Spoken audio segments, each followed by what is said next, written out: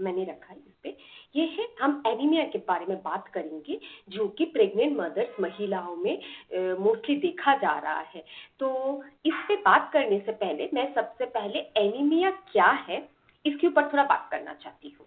तो जैसे आप सब जानते हो, हमने पहले भी एक बार क्लास में देखा हुआ है कि एनीमिया आयुर्वेद में इस रोग का नाम, समतुल्य जो नाम मिला है हमें चरक संहिता में, वो है पांडु रोग। ठीक है, पांडुत्व। तो पांडु रोग, एनीमिया, ये ऐसा एक बीमारी है मॉडर्न साइंस के हिसाब से अगर हम देखें तो इसमें 3 पैरामीटर्स है। अगर आपके ब्लड में रेड ब्लड सेल्स आरबीसी की जो काउंट है, जो वॉल्यूम है, वो कम हो जाती है। अगर आपके ब्लड में हीमोग्लोबिन लेवल कम हो जाता है वो, और आपके ब्लड के जो एक पैरामीटर है जिसको बोलते हैं हेमाटोक्राइट, ठीक है, HCG लेवल, वो कम हो जाता है, जो कि आरबीसी के वॉल्यूम कम होने से भी टोटल ब्लड में ये कम पाया जाता है। तो ये तीनों में से कोई भी पैरामीटर हो तो आप उसको अगर कम मिले, जो भी नॉर्मल लेवल हो, तो उसको एनीमिया बताया जाता है। फिर से बताती हूँ, अगर आपके बॉडी में जो रेड ब्लड सेल्स है या फिर मोस्टली हीमोग्लोबिन के लेवल्स कम है तो एनीमिया बताते हैं। अब कितना कम है तो एनीमिया बताते हैं? देखिए, नेशनल फैमिली हेल्थ सर्वे के अनुसार हमारे जो भी डायग्नोस्टिक क्राइटेरियाज है उसमें ये बताया गया है कि अगर पुरुषों में हीमोग्लोबिन लेवल 13 से कम हो, 13 ग्राम पर डेसीलीटर, यूनिट आप ध्यान रखिएगा क्योंकि यूनिट के वजह से वैल्यू में वेरिएशन आती है। पुरुषों में 13 ग्राम पर डेसीलीटर से अगर कम हो तो एनीमिक माना जाएगा। महिलाओं में 12 ग्राम पर डेसीलीटर से कम हो तो एनीमिक माना जाता है। पर आज का टॉपिक है एनीमिया इन प्रेगनेंसी। प्रेग्नेंट महिलाओं में जेनरली हीमोग्लोबिन का ड्रॉप देखा जाता है, तो उनमें लेवल एनीमिक तब माना जाएगा जब वो 11 ग्राम पर डेसीलीटर हो। मैं फिर से दोहरा रही हूँ, पुरुषों में, मेल्स में 13 ग्राम पर डेसीलीटर, लेस देन 13 ग्राम पर डेसीलीटर, ये WHO के स्टैंडर्ड से, मेरे और आपके नहीं, इंडियन मेडिकल एसोसिएशन इसी को फॉलो करती है। 13 ग्राम पर डेसीलीटर इन मेल, 12 ग्राम पर decilitre in females, woman, generally in reproductive age group, ठीक है। और इन प्रेग्नेंट वुमन वाला स्केल ध्यान दीजिए, वो होता है 11 ग्राम पर डेसीलीटर से कम। अगर 11 तक भी है तो it is normal, it is fine. अब इसमें आता है और 2-3 डिविजन जो हमारे जानने के लिए जरूरी है क्योंकि ये आज के क्लास के लिए इंपॉर्टेंट है। तो देखिए, इस एनीमिया अगर आपको डायग्नोस हुआ है उसमें भी 3 स्टेज है। एक होता है माइल्ड एनीमिक, एक होता है मॉडरेट एनीमिक, एक होता है सीवियर एनीमिक। और यही आज प्रेगनेंसी के लिए एनीमिया का क्या डिजीज पैथोजेनेसिस है और क्यों ये आता है और आहार से हम इसे कैसे ठीक कर सकते हैं, ये जानने के लिए हमें ये 3 लेवल जानना जरूरी है। माइल्ड एनीमिक में कौन कौन आते हैं? अभी हम पहले माइल्ड एनीमिक वाला केस देखेंगे। माइल्ड एनीमिक में वो लोग आते हैं, वो प्रेग्नेंट मदर्स आती है जिनका हीमोग्लोबिन लेवल 10 से 10.9 ग्राम पर decilitre. Those women who have hemoglobin level from 10 to 10.9 ग्राम पर डेसीलीटर आई माइल्डली एनीमिक, ठीक है, ये रेंज ध्यान रखिएगा। 11 से नीचे होगा तो एनीमिक होगा ही, पर एनीमिया के भी स्तर है। जैसे हम क्लास 1 में पढ़ते हैं तो लोअर स्कूल हुआ, फिर क्लास 5 में पढ़ते तो थोड़ा सा अपर, फिर क्लास 8, 9, 7, तो ऐसा ही समझ लीजिए स्तर है। डिजीज कितना ज्यादा स्ट्रॉन्ग है, कितना ज्यादा क्रॉनिक है या कितना सीवियर है, इसका पता चलता है एनीमिया कितना सीवियर है। माइल्ड एनीमिक है मतलब 10 to 10.9 अगर ब्लड के हीमोग्लोबिन का रेंज रहा तो माइल्ड है। उससे ऊपर चलते हैं, अगर 9.9 to 7 मतलब देखिए अभी हीमोग्लोबिन और गिर रहा है, एनीमिया है मतलब हीमोग्लोबिन के लेवल में ड्रॉप आएगा। अभी लेवल क्या आ गया, पहले 10 to 10.9 था, अभी 9.9 to 7, ठीक है। इतना ग्राम पर डेसीलीटर अगर होता है, 7 से 9.9 की रेंज में होता है हीमोग्लोबिन का वैल्यू, जो कि कंप्लीट ब्लड काउंट आप करोगे ब्लड टेस्ट में तो पता चलेगा, तो आप मॉडरेट एनीमिक हो। अगर कोई प्रेग्नेंट माता 7 से 9.95 ग्राम पर डेसीलीटर रहता है उसका ब्लड का हीमोग्लोबिन, तो वो मॉडरेट एनीमिक है, ठीक है। एनीमिया थोड़े मॉडरेट स्टेज में है, अभी नेग्लेक्ट नहीं कर सकते। और इससे भी सीवियर, अब आपको डॉक्टर और हॉस्पिटल में भर्ती होने की जरूरत है, वो है लेस देन 7। अगर 7 से नीचे 7 ग्राम पर डेसीलीटर अगर है किसी महिलाओं का, तो आप सीवियरली एनीमिक हो और आपको इमीडिएट मेडिकल अटेंशन की जरूरत है। तो चलिए हम क्या कर सकते हैं घर में बैठते हुए, तो वो आज हम देखने वाले हैं। तो इसीलिए ये लेवल जानने जरूरी थे, क्योंकि आज हम माइल्ड और मॉडरेट केस को ही डील कर पाएंगे कि वही only treatable at home along with medical intervention. और अगर आपको 7 से नीचे होता है तो आपको अभी तुरंत हॉस्पिटल में जाने की जरूरत है और डॉक्टर की सलाह अनुसार जो भी ब्लड ट्रांसफ्यूजन हो, आपको हीमोग्लोबिन के इंजेक्शन हो, जो भी एनीमिया का रीजन है उस पर तुरंत काम करने की मेडिकल रिक्वायरमेंट आपको रहेगी, उसमें आप कोई भी देर नहीं कर सकते। ठीक है, तो चलिए देखते हैं एनीमिया के बहुत सारे टाइप्स है। तो यहाँ पे जो आज मोस्टली हम डिस्कस करने वाले हैं, जो कि हम घर में आहार से ट्रीटेबल है, वो है आयरन डेफिशिएंसी एनीमिया।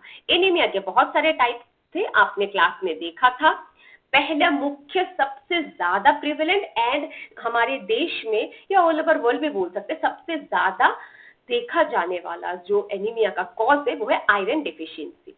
दूसरे टाइप में ए प्लास्टिक था, मेगालोब्लास्टिक था, हेमोलाइटिक था, ये विभिन्न और टाइप थे। तो आज हम मोस्टली आयरन डिफिशियंसी मतलब हमारे ब्लड में जो आयरन है या खाने में आयरन कम मात्रा में जाने के वजह से जो एनीमिया होता है, वो जो पांडु रोग होता है उसके बारे में।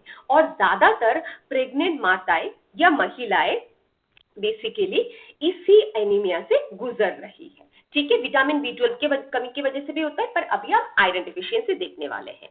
तो क्या हो रहा है देखिए, जैसे ही माताएं गर्भ धारण करती है तो उनमें ब्लड की रिक्वायरमेंट बढ़ जाती है। तो ब्लड की रिक्वायरमेंट क्यों बढ़ती है? क्योंकि जो बच्चा, जो बेबी, जो फीटस आपके गर्भ में पनप रहा है, उसके नरिशमेंट, उसकी ग्रोथ के लिए आपको प्लेसेंटा बनाना है, जो आपके अंदर के सेल्स है, तो उस कारण उसके नरिशमेंट ग्रोथ के लिए बहुत ज्यादा ब्लड वॉल्यूम की जरूरत पड़ती है। तो इन जनरल ही हीमोग्लोबिन कम हो जाता है। तो उस वक्त क्या होता है, मदर को अपनी न्यूट्रिशनल रिक्वायरमेंट जो है, अपने खान पान आहार का बहुत ज्यादा ध्यान रखना पड़ता है। अगर वो नहीं रखती है तो क्या होता है वो देखते हैं। पर इससे पहले हम कॉमन साइंस एंड सिम्टम्स देखते हैं कि कैसे समझे कि एनीमिया से पीड़ित है कि नहीं। एक तो देखिए, डॉक्टर के पास जाना, जांच करना, जिन जांचों में आपका सेरम फेरिटिन लेवल, आपका टोटल ब्लड काउंट, CBC करके टेस्ट होता है। नॉर्मल हम डॉक्टर के पास जाते हैं माताएं या गर्भ धारण करने वाली माताएं, तो डॉक्टर CBC टेस्ट करता है, सेरम फेरिटिन लेवल टेस्ट करता है, आयरन टेस्ट करता है और TIBC करके ब्लड टेस्ट करता है। तो इन सब से पता चलता है अगर ब्लड रिपोर्ट में कमी आई तो एनीमिया है कि नहीं। पर आप ऐसे समझेंगे कैसे, क्या क्या आपको फील होगा? तो एक बार जनरल सिम्टम्स देख लेते हैं। जनरल सिम्टम्स में क्या आएगा, आपको लगेगा दुर्बल्य, ठीक है, वीकनेस। इन जनरल माताओं को या अगर पुरुषों में भी है, सबको in general fatigue and weakness लगेगा। ऐसा लग रहा है कि थोड़ा बहुत काम किया, बहुत थक गए, इतना थक गए कि आपको आयुर्वेद में उस भाषा को श्वास बोला गया है कि क्या है ये, आपको शॉर्टनेस ऑफ ब्रेथ, ठीक है, डिस्निया। तो शॉर्टनेस ऑफ ब्रेथ में क्या होगा, थोड़ा चले फिरे, सीढ़ी उठे, ऐसा सांस फूलने लगेगी। ठीक है, आयुर्वेद में इस टर्म को श्वास करके बताया गया है संहिता में। थोड़ा बहुत चले तो सांस फूलने लगी, इसको आप शॉर्टनेस ऑफ ब्रेथ, डिस्निया करके मेडिकल टर्मिनोलॉजी में जानेंगे। फिर जो मुख्य और भी लक्षण है वो है पांडुत्व, मतलब पैलर ऑफ स्किन ना रहना। ठीक है, स्किन का पैलर एकदम व्हाइटिश कंप्लेक्शन जैसा रहना, जिसको हम बोलते हैं पेल स्किन, जिसमें खून की कमी पता चलती है। जैसे स्किन में आप हाथ ऐसे मुट्ठी किए और आपका हाथ ऐसा छोड़े तो लाल नहीं हुआ, ठीक है, एकदम कैसे सफेद सा, येलोइश सा सिर्फ रहा। तो आपको ऐसा फील होना चाहिए। सारे बॉडी में ही इनफेक्ट आपको दिखेगा, ऑल ओवर द बॉडी भी दिख सकता है, कुछ बॉडी के पार्ट में भी दिख सकता है। इसको बोलते हैं पैलर। ठीक है, इसका संस्कृत नाम क्या है? वैवर्णता। वैवर्णता, वर्ण मतलब रंग, वैवर्णता रंग नहीं है। रंग क्या होता है? खून का रंग, सुंदर लाल रंग, वैवर्णता। ठीक है, तो ये हम मुख्य से मुख्य सिम्टम है। फैटिग तो मैंने बोल दिया, श्रम। श्रम मतलब आप काम करके पूरा थक गए, थोड़ा सा भी नहीं काम कर पा रहे जितना आपको करना चाहिए। फिर दूसरे और क्या में हो सकता है, फिर आपको इरिटेबिलिटी हो सकता है, जैसे इसको आयुर्वेद में बोलते हैं कोपना और अधीरता। आपको थोड़ा किसी ने कुछ बोल दिया, माइंड एकदम ना चिड़चिड़ा हो गया, थोड़ा छोटी छोटी बात पे होता है, कभी कभी घर की गृहिणियां कभी कभी चिड़चिड़ हो जाती है, क्योंकि वही सबसे कम आहार लेती है, भोजन लेती है, सब अपने परिवार वालों को खिला देती है और अंत में जो भी बचा कुचा है वो लेते हैं। तो उनके कारण भी ऐसा हो सकता है। हमें अपने माताओं बहनों और घर के सभी जेंट्स एंड फीमेल सबका ध्यान रखना चाहिए कि आहार परिमित सीमा में हो रहा है कि नहीं, वरना ऐसा हो सकता है कि अंडरलाइन एनीमिया के कॉजेस रहे। ठीक है, इरिटेबिलिटी रहेगी। स्वास्थ्य तो मैंने बोल दिया, और दूसरा एक बड़ा जो कि है दिल धड़कना। ठीक है, ऐसा लग रहा है ना पैल्पिटेशन हो रहा है, तो पैल्पिटेशन के लिए जो संस्कृत शब्द आया है वो है हृदय स्पंदन। ठीक है, हृदय स्पंदन, ऐसा हृदय मतलब दिल, स्पंदन मतलब धक धक धक धक धक करना। थोड़ा सा चले, थोड़ा सा 1 किलोमीटर भी नहीं बोलूंगी, 200 मीटर चले दिल धड़क रहा है, थोड़ा सा सीढ़ी 2-3 सीढ़ी उठे दिल धक धक धक धक धक धक धड़क रहा है।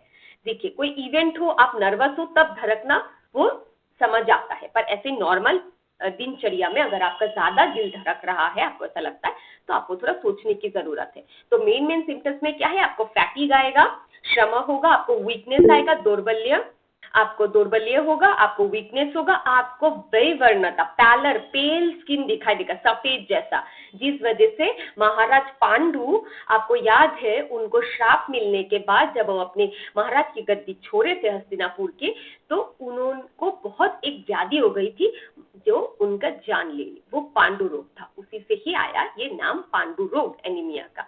ठीक है, महाराज पांडु के नाम से, क्योंकि उनका पूरा शरीर सफेद हो गया था। तो ऐसे करके आप याद रख सकते हैं।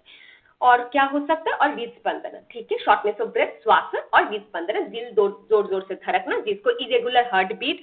आप कोई में सीवियर केसेस में चेस्ट पेन होता है, एंजाइना। ठीक है, सीवियर केसेस में, सीवियर जो एनीमिक है 7 से नीचे, उनको हो सकता है।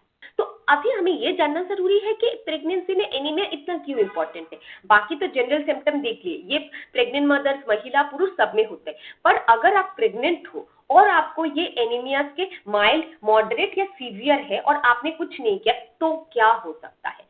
एनीमिया अगर रहता है तो ग्रोइंग जो फीटस है उसका हेल्थ तो खराब होगा। ठीक है, उसका वेट, जो बेबी है वो लो बर्थ वेट का होगा।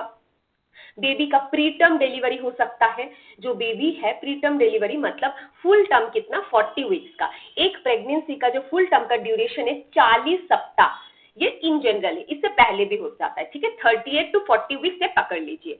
तो अगर प्रीटर्म हो जाता है, मतलब 9 महीने जो कंप्लीट नहीं हो पाता, उससे पहले ही हो जाएगा, 7 महीना 8 महीना में बच्चा आ जाएगा 30 पे, तो क्या होगा, वो थोड़ा सा दुर्बल रहेगा। तो उसका बर्थ वेट, जो बर्थ के टाइम जो वेट होता है, जैसे कि 2.5 kg जनरल माना जाता है, इससे कम रहेगा। और सबसे सीवियर केस में ऐसा भी हो सकता है स्टील बर्थ, मतलब बच्चा गर्भ में ही दम तोड़ दिया और जब पृथ्वी में उसको बाहर निकाला गया, वो इस दुनिया में नहीं है। तो ये न्यूनेटल डेथ या स्टील बर्थ की, बच्चा जन्म देते देते ही वो नहीं रहा माता पिता के साथ, तो ये सबसे बड़ी दुखद घटना है। तो ये हो सकता है। और बाकी तो देखिए ग्रोथ में हैम्पर हो जाएगा। और भी जो एक मुख्य रीजन है जो एक डिजीज के तौर पे आती है, वो है प्री एक्लेम्शिया। प्री एक्लेम्शिया एक ऐसा मेडिकल इमरजेंसी कह सकते हैं जिसमें आपके प्रोटीन आएगा आपके यूरिन में, आपकी हीमोग्लोबिन लेवल्स डाउन हो सकती है, उसका रीजन वन ऑफ द हो सकता है। और आपका जो बीपी है वो बहुत high BP stage, systolic diastolic 140 और मतलब अराउंड 90 से ज्यादा हो जाएगा। ठीक है, तो ये बहुत ही इमरजेंसी मेडिकल कंडीशन है। प्री एक्लेम्शिया के बाद अगर नहीं ट्रीट किया गया ठीक टाइम से, तो एक्लेम्शिया हो जाते हैं और सेप्सिस भी हो सकता है। ठीक है, तो इसीलिए, और अगर एनीमिया हो तो मदर को आफ्टर डिलीवरी पोस्टपार्टम हेमरेज, मतलब जो ब्लीडिंग है वो बंद ही नहीं होगी। तो इस कारण बहुत जरूरी है कि माँ के खून का जांच नियमित होता रहे हर 1 महीने में, या जैसे भी डॉक्टर एडवाइस करे, और एनीमिया है कि नहीं इसके अकॉर्डिंग काम किया जाए बहुत ज्यादा। और इवन माँ के स्तनपान में भी दिक्कत आती है अगर माँ एनीमिक रहती है। मिल्क जो बेबी के लिए जरूरी है वो अच्छे से नहीं बनता, और इन जनरल वीकनेस, मम्मी को इरिटेशन, मम्मी को मतलब टायर्डनेस जनरल, ये सब रहता तो रहता ही है। ये मैंने मेजर जो रोग है वो निकाला है अगर एनीमिया रहता है, तो आप देख सकते हैं। और तो सबसे अगर सीवियर हो जाए, बहुत ब्लड लॉस हो जाएगा, तो मैटरनल डेथ, माँ की मृत्यु हो सकती है ड्यूरिंग डिलीवरी, जो कि हम में से कोई कभी नहीं चाहेगा किसी के साथ भी हो।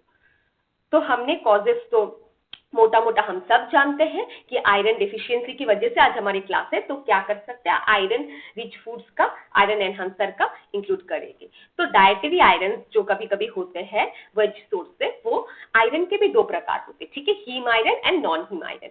हीम आयरन वो आयरन है कि जो हमें नॉन वेजिटेरियन सोर्सेज से मिलता है, और नॉन हिम आयरन वो आयरन है जो कि हमें वेजिटेरियन सोर्सेज से मिलता है। तो इसीलिए नॉन हिम आयरन जो है, जो वेजिटेरियन लोग लेते हैं, जो कि साग सब्जी फल इत्यादि से लेते हैं, उसकी बायो अवेलेबिलिटी थोड़ी कम रहती है, तो उससे क्या होता है, आंतों में वो एब्जॉर्ब कम होता है। तो उसके लिए क्या कर सकते हैं, मैं वो भी बताऊंगी, ठीक है। तो हमने देख लिया प्रेग्नेंट वुमेन का एचबी क्या होता है, 11 से नीचे। सिम्टम्स हमने सारा पहले कवर कर लिया। और प्रेग्नेंट मदर्स में और एक सिम्टम है कि पैर में एडिमा भी होता है। एडिमा मतलब पैरों में या एक्सटर्नल लिम्स, जो भी हाथ पैरों में पानी जमा होना, ठीक है, वो भी हो सकता है। अरुचि भी देखी जाती है, लॉस ऑफ एपेटाइट। बाकी सब हमने देख लिया। लॉस ऑफ एपेटाइट इधर देख सकते हैं, जिसको संस्कृत में अरुचि की नाम दिया गया है। और एडिमा, ठीक है, पेडल एडिमा। पेडल एडिमा को हम सोत्था, आयुर्वेद में सोत्था, SHOTH, सोत्था के नाम से बताया गया है। नर्वनेस, कोल्ड हैंड फीलिंग, ये सब भी आ सकते हैं। विटामिन B12 की भी कमी हो सकती है, तो भी आ सकते हैं। तो चलिए अभी हम देखते हैं कि हम करेंगे क्या। ये जो मैनेजमेंट है, ये डॉक्टर के मैनेजमेंट का बात बताया गया है, जिसमें आयरन डिफिशियंसी एनीमिया में सप्लीमेंटेशन लेंगे। आयरन का कितना लेंगे वो डॉक्टर का बात है, ठीक है। हम देखेंगे कि हम क्या कर सकते हैं। जनरली आयरन सप्लीमेंट जो लिए जाते हैं वो फेरस सल्फेट के दिए जाते हैं, 200 mg दिया जाता है, दिन में 3 बार या दिन में 2 बार, ऐसा डिपेंड करता है। तो ये सिर्फ माइल्ड टू मॉडरेट केसेस में देते हैं। तो हम अभी देखते हैं कि माइल्ड एनीमिया में जो 10 से 10.9 ग्राम पर डेसीलीटर है, उसमें हम क्या कर सकते हैं। एलोंग विद डॉक्टर्स गाइडेंस हम करेंगे अपना आहार से उसको ठीक। तो देखिए, आयुष मंत्रालय ने एनीमिया के लिए ये 5 स्तंभ बताए गए हैं, ठीक है। 5 राइट्स आयुष मंत्रालय के जो कुपोषण और आयुर्पोषण के जो 5 स्तंभ है, ये है कि सही टाइम पे खाना है, सही क्वांटिटी में खाना है, सही मेथड से खाना है, और सही स्थान में खाना है। तो हम क्या कर सकते हैं अपने खान पान में। देखिए, मैं सबसे पहले ये क्यों कर रहे हैं ये बता देती हूँ। एनीमिया जो है, ये जैसे पांडु रोग बताया, पर आपको इसके पीछे इसकी संप्राप्ति, पैथोजेनेसिस पता होना चाहिए। ये एक पित्त प्रधान विकार है। एनीमिया, पांडु रोग एक पित्त प्रधान विकार है। क्योंकि देखिए, पित्त प्रधान विकार इसलिए है, पित्त का जो मुख्य स्थान है रंजक पित्त, वो हमारे ब्लड को कलरिंग देता है।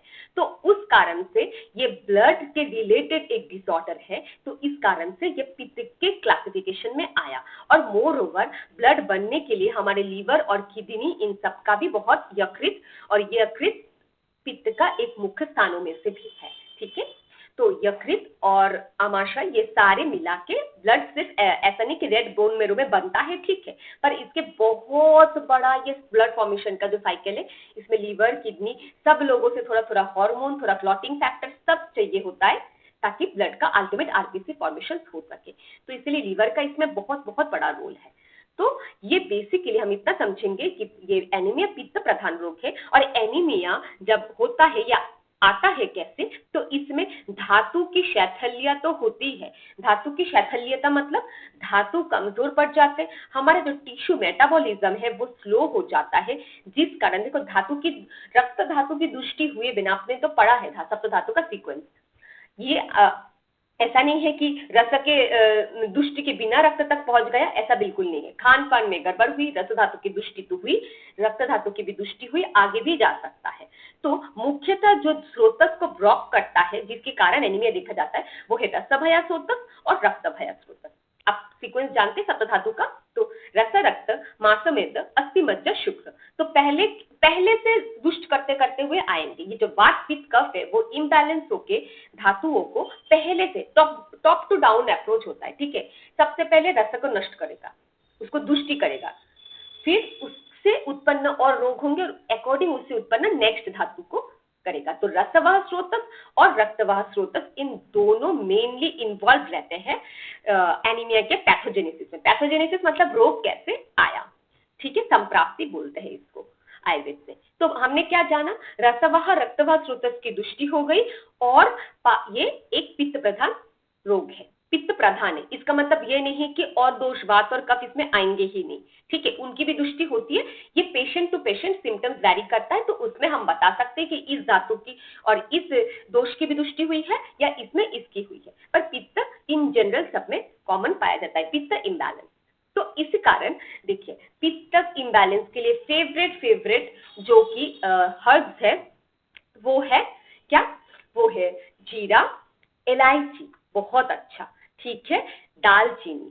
तो ये सब हमें हमेशा इस्तेमाल, और शुंठी सबके लिए अच्छा है। शुंठी तो ऐसा हर्ब है कि क्या बताऊं, शुंठी जिसको ड्राई जिंजर बोलते हैं, ठीक है, सौठ, शुंठी, जो भी नाम से, तो ये बहुत अच्छा। तो पित्त शमन के लिए ये जीरा, शुंठी, इलायची, अजवाइन, दालचीनी, ये सब ले सकते हैं। अब देखिए हल्दी और लहसुन क्यों, हल्दी एंटी इंफ्लेमेटरी, एंटी माइक्रोबायल, और हल्दी में जो कर्क्यूमिन पाया जाता है वो भी बहुत अच्छा है ब्लड के प्रोडक्शन के लिए, ठीक है। आरबीसी में हिमाटोपोइसिस करने के लिए, नए ब्लड सेल्स जल्दी से रिप्लेनिश हो, आरबीसी जल्दी से बने, ऐसे तो देखिए 120 डेज का साइकिल है, पर इनकी क्वालिटी और क्वांटिटी भी मैटर करती है। आपके आरबीसी का शेप अगर सही नहीं है तो भी आपको एनीमिया हो जाएगा, ठीक है। मेगालोब्लास्टिक एनीमिया हमने पढ़ा था, जिसमें आरबीसी का शेप एबनॉर्मल है, मोटा, ज्यादा मोटा, अजीब सा टेढ़ा मेढ़ा, इनके भी स्पेसिफिक कॉन्केव या कॉन्वेक्स शेप होता है, मैं जस्ट भूल रही हूँ। तो जो भी शेप है वो भी मेंटेन नहीं होगा तो भी कोई काम नहीं आएगा, आरबीसी की क्वालिटी अच्छी नहीं होगी तो भी काम नहीं आएगा। तो इसलिए हल्दी का कर्क्यूमिन जो इसका एक्टिव कंपाउंड है वो इसमें बहुत बहुत अच्छा हेल्प करता है। फिर लहसुन क्यों, आप बताएंगे लहसुन तो गर्म है, पित्त तो बढ़ जाएगा। यस, यू आर राइट, पर ये मॉडरेशन में लेना है। लहसुन, गार्लिक में एलिसिन करके एक एक्टिव कंपाउंड पाया जाता है। एलाइसिन इतना अच्छा है कि वो ब्लड में वैसोडायलेटर का काम करता है। सिंस एनीमिया एक ब्लड डिसऑर्डर है, तो क्या होता है, अगर हमारे ब्लड की जो वेसल्स है, रक्त नाली है, उनमें लो बीपी का भी देखा जाता है एनीमिया में, ठीक है। लो या हाई दोनों ही देख सकते हैं, पर मोस्टली उनको वीकनेस रहने के कारण ज्यादातर पेशेंट्स में देखा जाता है क्योंकि लो बीपी है। तो अगर उनके ब्लड वेसल्स थोड़े डायलेट होते हैं तो ब्लड सर्कुलेशन बॉडी में अच्छे से होता है। तो ये एक जस्ट एडिंग है फूड मैनेजमेंट में, कि आप कभी कभी खाना बनाते समय आप लहसुन का प्रयोग कर सकते हैं तो बेहतर होगा। फिर देखिए दालचीनी, दालचीनी ऐसा एक एंटीऑक्सीडेंट है जो कि ब्लड, कभी कभी एनीमिया में ऐसा भी देखा जाता है कि कोई सिस्ट वगैरह के कारण, है ना, कि बहुत ज्यादा ब्लीडिंग हो रहा है, और उस पीरियड्स में, जनरली मैं मेंस्ट्रुअल डेज के बारे में कह रही हूँ, यूटेराइन में या ओवरी में सिस्ट होने के कारण, बहुत ज्यादा हैवी, या फाइब्रोइड्स होने के कारण बहुत ज्यादा हैवी ब्लीडिंग हो रहा है, उस हैवी ब्लीडिंग से भी बहुत ज्यादा एनीमिया हो सकता है, क्योंकि ब्लड के वॉल्यूम कम हो गए तो एनीमिया हो सकता है। या फिर प्रेग्नेंट मदर्स में पोस्ट डिलीवरी, पोस्टपार्टम बहुत ज्यादा ब्लीडिंग देखा जाता है, हमने देखा एनीमिया के कारण, तो दालचीनी इसमें अमृत का काम करता है। वो हमारे हार्मोन लेवल्स को मैनेज करके, एंटीऑक्सीडेंट्स इतना होने की वजह से वो ये जो सिस्टिक ट्यूमरस ग्रोथ है उसको कंट्रोल करने में हेल्प करता है। और जो मारीच है, ब्लैक पेपर, अगर आपने सुना होगा कभी त्रिकटु चूर्ण के बारे में, ठीक है, त्रिकटु चूर्ण, इसमें आता है शुंठी, पिपली और वो, ये कटु रस का होता है, और थोड़ा सा कटु मतलब स्पाइसी नेचर का होता है, शुंठी, पिपली, और मैं भूल रही हूँ मारीची है शायद, ठीक है। तो मैं देख के फिर बता दूंगी। त्रिकटु चूर्ण भी पित्त बैलेंस के लिए सबसे बहुत मतलब वात और पित्त के लिए दिया जाता है, तो इन सब में ये काम आएगा। तो और एक क्या है, हमने देखा कि इसमें वीकनेस रहता है ना, मदर्स में, प्रेग्नेंट लेडीज में वीकनेस रहता है, तो वीकनेस के लिए शतावरी दूध के साथ अगर लिया जाए, या बाला आता है, बाला, अतिबाला, ये सब रिजुविनेशन ड्रग है, रसायन चिकित्सा के तहत आता है। रसायन मतलब आपको नरिशमेंट प्रोवाइड करे, ऐसे द्रव्य, ऐसे हर्ब्स। तो शतावरी जो एस्पैरागस रेसिमोस के नाम से जाना जाता है, जहाँ पे साइंटिफिक नाम लिखा हुआ है, आप चाहे तो फोटो ले लो। बाला, बाला करके भी बीज आते हैं, मैं आपको दिखा, फोटो डाल पाती तो बहुत अच्छा होता। विदारी, ये सब दिया जाता है। ये सब देखिए औषधि है, किसी आयुर्वेदिक चिकित्सक के अंदर में ही प्रयोग करिए, खुद से प्रयोग। त्रिकटु, शतावरी, वाला और बिदारी, ये सब औषधि के तहत आता है। बाकी आप क्या कर सकते हैं ये हम देखते हैं। और एक बार मैंने बताया था और क्या कर सकते हैं, मुनक्का, जिसको बोलते हैं हम रेजिन, द्राक्षा, आपने पढ़ा होगा कि पत्थर में द्राक्षा की कई वर्णन आई है। द्राक्षा मतलब ब्लैक रेजिन, और या फिर मुनक्का, जो भी आपको मिल जाए, बीज रहता है, थोड़ा अंगूर जैसा मोटा मोटा रहता है, ठीक है, देखिएगा थोड़े भूरे रंग का होता है, गोल्डन कलर का, मिलता है, गोल्डन येलोइश कलर का, अंदर में बीज होता है, छोटे छोटे नहीं, थोड़े बड़े बड़े मुनक्का। ये रात में भिगो के सुबह अच्छे से धो के आपको रात भर पानी में भिगो देना है, 7 से 8। सुबह उठ के पानी पी लेना है और बाकी जो मुनक्का या द्राक्षा जो भी भिगा है उसको चिबो चिबो के धीरे धीरे खा लेना है, एम्प्टी स्टमक एवरीडे मॉर्निंग। इससे भी अच्छे से एनीमिया में हमको राहत मिलती है, पित्त शमन होता है। बहुत अच्छा वर्णन आया है सैजन, जिसको श्रिंगू के नाम से जाना जाता है आयुर्वेद में, ड्रमस्टिक। ठीक है, सैजन, सैजन की फली, सैजन के पत्ते, सैजन का सब कुछ आप इस्तेमाल करते हैं जब भी सीजन आता है। सैजन का सूप बनाते हैं, सैजन की पत्ती का सब्जी बनाते हैं, आप उसको लेते हैं, आप जानते हैं कैसे इंक्लूड करना है। सैजन बहुत अच्छा vitamin B12, folic acid, folate, iron, calcium, manganese, copper rich होता है। और साथ ही साथ ये पित्त शमन में, पित्त के लिए, पित्त डिसऑर्डर्स में या फिर इवन ऐसे डिसऑर्डर्स में जिसके में इन्फ्लेमेशन है, एंटी, ये सब में बहुत अच्छा काम करता है। सज्जन, हल्दी, ये सब बहुत एक्टिव कंपाउंड्स, पॉलीफेनोल्स पाए जाते हैं। साग सब्जी तो आपको फ्रूट्स लेना ही है, आपको पता ही है, साग सब्जी में हमने देखा था पित्त शमन के लिए हमें क्या क्या करना चाहिए। फिर वेजिटेबल्स आप लीजिए और फिर क्या लेंगे आप, बीटा कैरोटीन जैसे कि गाजर, vitamin A, vitamin B, choline, आपको थायामिन, राइबोफ्लेविन, विटामिन बी और विटामिन ए का बहुत रोल है आरबीसी प्रोडक्शन में। तो इसीलिए हीमोग्लोबिन बढ़ाने के लिए आपको ये लेना चाहिए। पर मैंने आपको बताया था कि आयरन रिच फूड्स तो आपको लेने हैं, पर साथ में आपको एक ट्रिक बताऊंगी कि आयरन का एब्जॉर्प्शन, क्योंकि आयरन जो नॉन हीम आयरन है जो कि वेजिटेरियन सोर्स से पाया जाता है, जैसे कच्चा केला, फिर अमरूद, फिर सजन के पत्तों में भी है, फिर आप एमरिंथ चोलाई उसमें मिलता है, पालक मेथी के पत्तों में भी ग्रीन ग्रीन वेजिटेबल्स में मोस्टली मिल जाता है। फिर पीज, मटर, ब्रोकली, इन सब में अच्छे अमाउंट में आयरन पाए जाते हैं। फिर केले, अपने अगर प्लांटेन फ्लावर्स इसको बोलते हैं, केले के फूल आपने देखा होगा, बंगाल में ना ये सब मिलता है और बहुत अच्छा सोर्स ऑफ आयरन पाया जाता है। और एक जो रामबाण काम करता है वो है व्हीट ग्रास, मेरा पर्सनल फेवरेट व्हीट ग्रास, जो कि हम गेहूं खाते हैं। गेहूं को अगर हम अपने घर में उगा के, जौ जैसा, जैसे हम नवरात्रि में जौ उगाते हैं, वैसा व्हीट को अगर हम अपने छोटे से घर में ही छोटा सा पॉट में उगाए और उसकी पत्तियों को काट के, हरी एकदम नए नए जो पत्ते आते हैं उनको काट के पानी में धो के अच्छे से जूस बना के उसका पिए, तो भी हमारे जो आयरन के जो कोटा होता है per day recommended daily allowance iron का, वो फुलफिल हो जाता है, इतना बेहतर है। और वो हीमोग्लोबिन को 1 महीने में बढ़ाने में सक्षम है 100 ml of wheat grass juice. तो देखिए इसको बढ़ाएंगे कैसे, जो बायोअवेलेबिलिटी है। विटामिन सी ऐसा एक एक्टिव कंपाउंड है, एस्कॉर्बिक एसिड आप जानते हैं उसका नाम। विटामिन सी जब आयरन के साथ मिल जाती है तो उसका एब्जॉर्प्शन बेटर हो जाता है हमारे आंतों में, इंटेस्टाइन में। तो जब भी आप आयरन रिच फूड खाइए तो ये थंब रूल याद रखिए, आपको तब थोड़ा नींबू निचोड़ के लेना है या थोड़ा आंवला या कोई भी विटामिन सी का जो सोर्स है वैसा लेना है। अब बहुत सारे फलों में जैसे अनार, जैसे कि अमरूद, पीच, प्लम हम जानते हो कि आजकल मिल रहा है मार्केट में बड़ा लाल लाल, तो इन सब में ना vitamin A, vitamin C, iron सब इकट्ठे रहते हैं। तो ये तो चलो हो गया। ऐसे कुछ चीज जिसमें जैसे कि साग सब्जी, अगर उसमें विटामिन सी नहीं है तो आप थोड़ा नींबू निचोड़ के या आंवला के साथ लीजिएगा या कोई भी विटामिन सी के सोर्स के साथ। तो क्या होगा, आयरन जो आपने खाया उसका एब्जॉर्प्शन बढ़ जाएगा और बॉडी में लगेगा। फिर दूसरा क्या बात का ध्यान रखना है, आयरन जब भी लेना है तो 4 घंटे तक कैल्शियम नहीं लेना है। आयरन और कैल्शियम एक साथ नहीं बाइंड हो पाते, तो इसी कारण आयरन अगर बॉडी में, ऐसा बोला जाता है, पर इसमें देखिए बहुत दीमक है। ऐसा कोई स्टडीज में बोला जाता है कि आयरन और कैल्शियम इकट्ठे इसलिए नहीं लेना क्योंकि आयरन और कैल्शियम एक साथ एब्जॉर्ब नहीं हो पाता बॉडी में। अगर आयरन एब्जॉर्ब होगा तो कैल्शियम नहीं होगा, तो कैल्शियम होगा तो आयरन नहीं होगा। तो इसका मतलब क्या कि दूध से बनी हुई चीजें, दही, मोस्टली इन सब में कैल्शियम ज्यादा रहता है, तो इन सब के साथ हरे पत्तेदार सब्जियों का सेवन ना करें।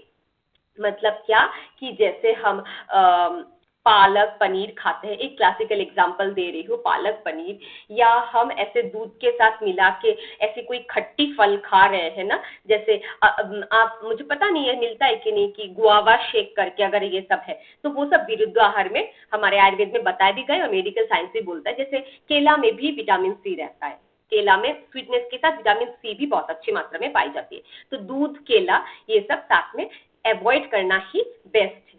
ऐसा नहीं कि एक दिन खाने से बीमारी आ जाएगी, पर प्रोलोंग्ड अगर आप डेली डेली डेली डेली लेंगे तो आप बीमारी ग्रसित हो सकते हैं, या आपके धातु के जो बल है वो धीरे धीरे क्षय हो सकता है।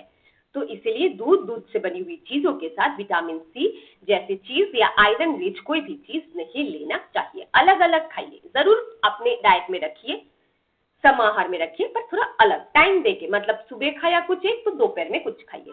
तो एक आप देखिएगा प्रेग्नेंट मदर्स में डॉक्टर जब आयरन और कैल्शियम दोनों की गोली देती है तो गायनिकोलॉजी डॉक्टर आयरन अगर सुबह देती है तो कैल्शियम दोपहर में देती है, या आयरन रात में देती है तो कैल्शियम ऐसा गैप देके देती है 2 से 3 घंटा, इकट्ठे सारे नहीं खाने देते। पर अगर हम खा लेते तो वो सही भी नहीं है। तो ये अगर आप किसी को जानते तो जानकारी में जरूर दें कि कैल्शियम और आयरन एक साथ ना खाए, दोनों भाई भाई नहीं है। कौन भाई भाई है? Iron and vitamin C. और कौन भाई भाई है? Calcium and vitamin D.